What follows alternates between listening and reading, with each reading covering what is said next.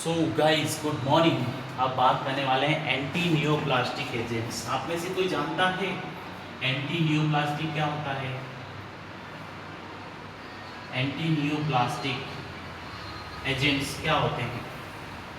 तो ये नॉर्मल कुछ नहीं होता है। एंटी अगेंस्ट नियो मतलब कि नियोप्लास्टिक मतलब सेल्स के अगेंस्ट में। जो कौन सी सेल्स होती है? कैंसर। नाम से ही डर लगता है क्योंकि विमल में दाने दाने में केसर का स्वाद है। केसर का स्वाद नहीं, कैंसर का स्वाद है। मैं नहीं कहता हूँ, ये आर्टिकल्स कह रहे हैं। खैर ठीक है, वो अपने को मतलब नहीं है। अपन तो अपने को जो सिलेबस है वो बात करते हैं। Cancer is a disease in which some of the body cells grow uncontrolled. ठीक है, बॉडी सेल्स क्या है कि body cells grow uncontrolled. Body cells grow uncontrolled, okay, and then spread to other parts and spread। Uncontrolled growth हो जाएगी और वो spread होना शुरू हो जाएगी। तो अपन इसको क्या है कि कैंसर सेल्स में यही नॉर्मली होता है।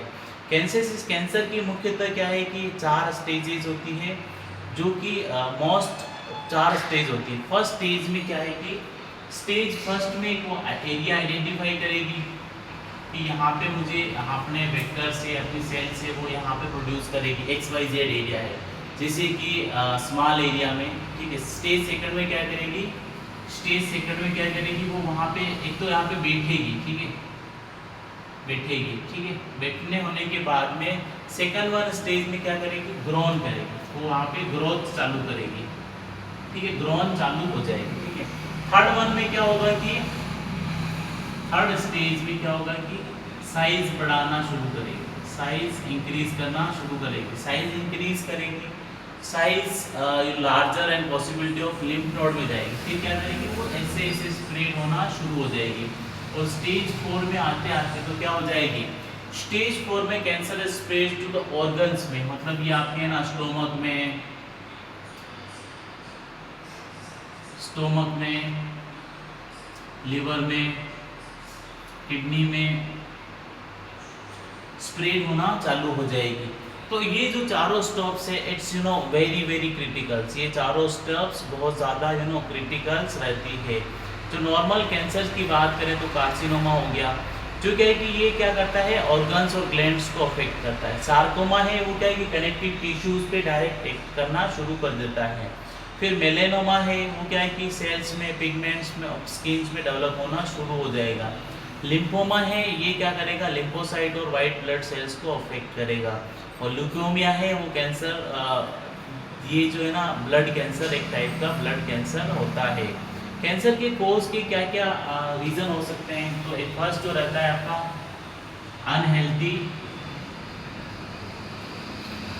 Life style. ठीक है, अनहेल्दी लाइफ स्टाइल, कब खा रहे हैं, पी रहे हैं, आजकल ये सारी चीज़ें काफ़ी ज़्यादा कॉमन हो गई। उसके बाद में इन्वायरमेंटल फैक्टर्स।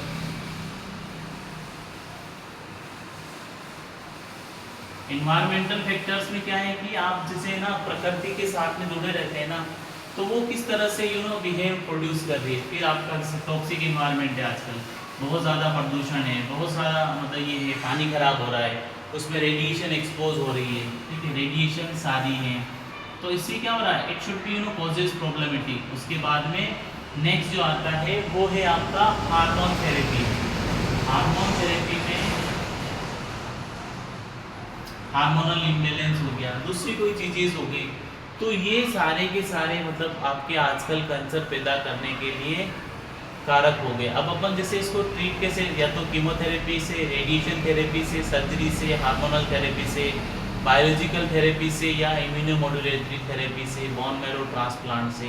ये सारे के सारे मतलब ये जो कारक रहते हैं जो अपन यूज़ में लेते हैं कैंसर को ठीक करने के लिए, कैंसर का बेसिक ट्रीटमेंट्स करने के लिए अपन ये नॉर्मल ये प्रेफरेंस देते हैं। ठीक है, अब जो नेक्स्ट बात करेंगे आपके एंटी नियोप्लास्टिक